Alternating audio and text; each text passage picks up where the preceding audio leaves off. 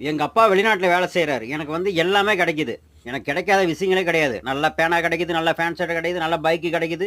நான் ஜாலியா life enjoy பண்றேன் அப்படின்னு சொல்லி ஊர்ல என்ஜாய் பண்ணிட்டு இருக்கிறவங்க வந்து பார்த்தீங்கன்னா, உங்க அப்பா வந்து உங்ககிட்ட வந்து இங்க படுற கஷ்டங்கள வந்து மறைச்சிருக்கலாம். ஆனா வந்து பார்த்தீங்கன்னா, ரொம்ப கஷ்டப்பட்டு தான் தான் கஷ்டப்பட மாரி தான் புள்ள கஷ்டப்படக்கூடாது. இவன் படிச்சுட்டு நான் நல்லா லைஃப்ல நல்லா முன்னேறணும் வச்சுன்னு சொல்லி தான் உன்ன வந்து படிக்க வைக்கிறான். தான் தலைய அடமானம் வச்சது நான் புள்ளைங்கள படிக்க வைக்கணும் அப்படின்னு சொல்லலாம். ஏன் வெளிநாட்டுல வந்தவங்க படிக்காதவங்கலாம் இல்லையா? படிச்சவங்க தானே இருக்காங்க அப்படின்னு கேட்கலாம். படிச்சவங்களுக்கு சரியான வாய்ப்புகள் கூட அமையாம இருக்கலாம். ஸோ இவரு வந்து வெளிநாட்டுல வந்து வேலை செஞ்சு நல்லா எக்ஸ்பீரியன்ஸ் தான் உனக்கு நல்ல வழி படுத்தலாம் அப்படிங்கிறத உன்ன நல்லா படிக்க வைக்கலாம். ஸோ அதனால வந்து நீங்க படிக்க வேண்டிய வயசுல கரெக்ட்டா படிச்சுக்கங்க. அப்படி படிக்கல வைக்கல அப்படின்னா, ரொம்ப கஷ்டம் தான். இவங்களுக்கும் உங்களுக்கு கஷ்டப்பட்டு காசு பணம் அனுப்ப தந்தைக்கும் கஷ்டம். நீங்களும் ஃபியூச்சர்ல ரொம்ப கஷ்டப்படுவீங்க. ஏன்னா இன்றைய காலகட்டங்களுக்கே காசு பணத்துக்கு இவ்வளோ கஷ்டப்படணும். உங்க காலகட்டங்கள்ல எவ்வளோ கஷ்டப்படணும்னு தெரிய முடியாது.